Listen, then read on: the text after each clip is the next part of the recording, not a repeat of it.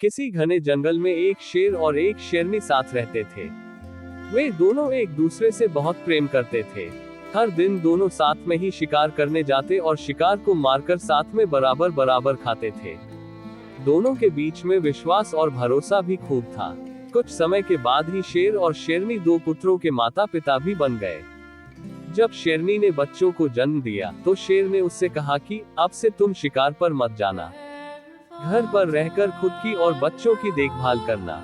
मैं अकेले ही हम सब के लिए शिकार लेकर आऊंगा। शेरनी ने भी शेर की बात मान ली और उस दिन से शेर अकेले ही शिकार के लिए जाने लगा। वहीं शेरनी घर पर रहती और बच्चों की देखभाल करती। बदकिस्मती से एक दिन शेर को कोई भी शिकार नहीं मिला। थक-हार कर जब वह खाली हाथ घर की तरफ जा रहा था तो उसे रास्ते में लोमड़ी का एक बच्चा अकेले घूमता हुआ दिखाई दिया।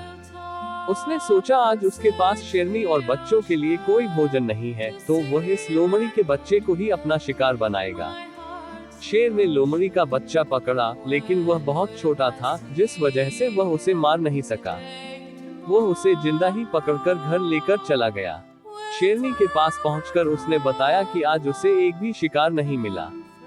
रास्ते में उसे यह लोमड़ी का बच्चा दिखाई दिया तो वह उसे ही मारकर खा जाए। शेर की बातें सुनकर शेरनी ने कहा, जब तुम इस बच्चे को नहीं मार पाए तो मैं कैसे इसे मार सकती हूँ। मैं इसे नहीं खा सकती है। इसे भी मैं अपने दोनों बच्चों की ही तरह पाल पोस कर बड़ा करूंगी और यह अब से हमारा तीसरा पुत्र होगा। उसी दिन से शेरनी और शेर लोमड़ी के बेटे को भी अपने पुत्रों ही तरह प्यार करने लगे। वह भी शेर के परिवार के साथ बहुत खुश था। उन्हीं के साथ खेलता कूदता और बड़ा होने लगा। तीनों ही बच्चों को लगता था कि वह सारे ही शेर हैं। जब वह तीनों कुछ और बड़े हुए तो खेलने के लिए जंगल में जाने लगे। एक दिन उन्होंने वहां पर एक हाथी को देखा। शेर के दोनों बच्चे उस हाथी के पीछे शिकार के लिए लग गए। वहीं लोमड़ी का बच्चा डर के मारे उन्हें ऐसा करने से मना कर रहा था, लेकिन शेर के दोनों बच्चों ने लोमड़ी के बच्चे की बात नहीं मानी और हाथी के पीछे लगे रहे और लोमड़ी का बच्चा वापस घर पर शेरनी माँ के पास आ गया। कुछ देर बाद जब शेरनी के दोनों बच्चे भी वापस आए तो उन्होंने जंगल वाली बात अपनी माँ को बताई। उन्होंने बताया कि वह हाथी के पीछे गए, लेकिन उनका तीसरा भाई डरकर घर वापस भाग आया। इसे सुनकर लोमड़ी का बच्चा गुस्सा हो गया। उसने गुस्से में कहा कि तुम दोनों जो खुद को बहादुर बता रहे हो, मैं तुम दोनों को पटकर जमीन पर गिरा सकता हूँ। लोमड़ी के बच्चे की सुनकर शेरनी ने उसे समझाया कि उसे अपने भाइयों से इस तरह की बात नहीं करनी चाहिए। उसके भाई झूठ नहीं बोल रहे, बल्कि वे दोनों सच ही बता रहे हैं। शेरनी बात भी लोमड़ी के बच्चों को अच्छी नहीं लगी। गुस्से में उसने कहा, तो क्या आपको भी लगता है कि मैं डरपोक हूँ और हाथी को देखकर डर गया था। लोमड़ी के बच्चे की इस बात को सुनकर शेरनी उसे अकेले में ले गई और उसे उसके लोमड़ी होने का सच बताया।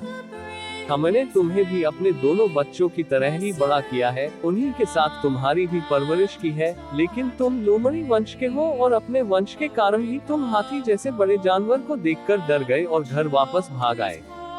वहीं तुम्हारे दोनों भाई शेर के वंश के हैं, जिस वजह से वह हाथी का शिकार करने के लिए उसके पीछे भाग गए। शेरनी ने आगे कहा कि अभी तक तुम्हारे दोनों भाइयों को तुम्हारे लोमड़ी होने का पता नहीं है। जिस दिन उन्हें यह पता चलेगा वह तुम्हारा भी शिकार कर सकते हैं। इसलिए अच्छा होगा कि तुम यहाँ से जल्द ही भाग जाओ और अपनी जान बचा लो। शेरनी से अपने बारे में सच सुनकर लोमड़ी का बच्चा डर गया और मौका मिलते ही वह रात में वहां से छिपकर भाग गया। शेरनी और शेर के तीसरे पुत्र की कहानी हमें यह सीख देती है कि कायर और डरपोक वंशज के लोग अगर बहादुर लोगों के बीच भी रहें तो भी वह बहादुर नहीं बन सकते हैं। उनकी आदतों में उनकी वंशज की सोच और दक्षता की झलक बनी रह सकती है।